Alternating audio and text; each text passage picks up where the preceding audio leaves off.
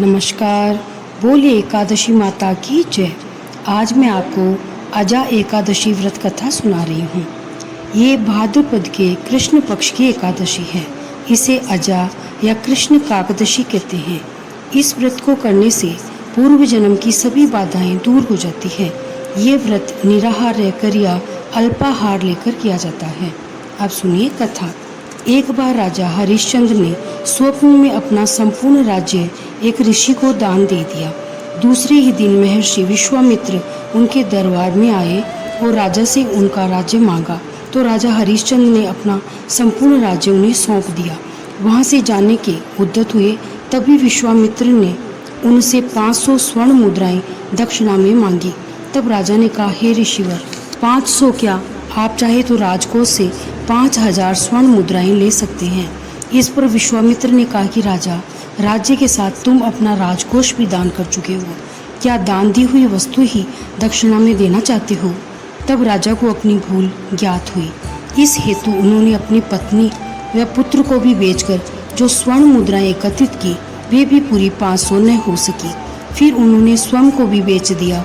राजा हरिश्चंद्र ने जिसके पास स्वयं को बेचा वह डोम जाति का व्यक्ति था और शमशान का स्वामी होने के कारण वह मृतकों से संबंधियों से कर लेकर उन्हें शवदाह की स्वीकृति देता था। अब राजा हरिश्चंद्र यह कार्य किया करते थे।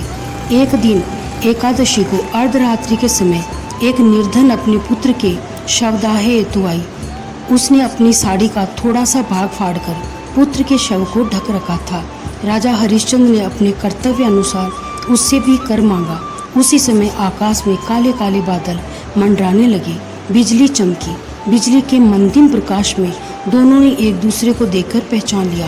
वह डोम रूप में राजा हरिश्चंद्र उस स्त्री के पति थे और वह स्त्री तारावती राजा हरिश्चंद्र की पत्नी थी, जो उनके पुत्र रोहिताश्व की मृत्यु पर व्यथित थी।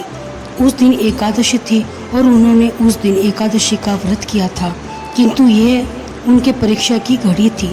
राजा हरिश्चंद्र ने स्वयं को संभाल कर अनजान से होकर बोले, देवी, जिस सत्य के रक्षार्थ हमने राजभवन का त्याग किया, स्वयं को बेचा, उसी सत्य की मर्यादा हेतु यदि कष्टप्रद समय में अडिग न रह पाया तो कर्तव्य च्युत हो जाऊंगा। यद्यपि इस समय तुम्हारी अवस्था दयनीय है, तथापि तुम मेरी सहायता करके मेरी शमशान में तुम्हें पुत्र के अंतिम संस्कार की अनुमति नहीं दे सकता।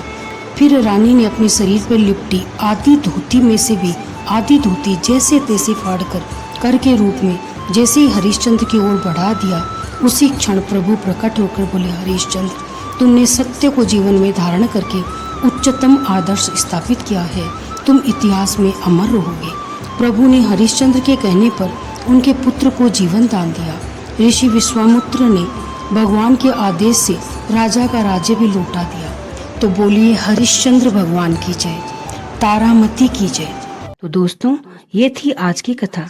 अगर आपको ये पसंद आई हो तो हमारे चैनल पानी कथा स्पेशल को सब्सक्राइब करें, वीडियो को लाइक और शेयर करें और कमेंट सेक्शन में अपने विचार जरूर लिखें। हम फिर मिलेंगे एक नई कहानी के साथ। तब तक के लिए धर्म और आस्था की इस सफर में जुड़े रहिए। जय श्री हरि।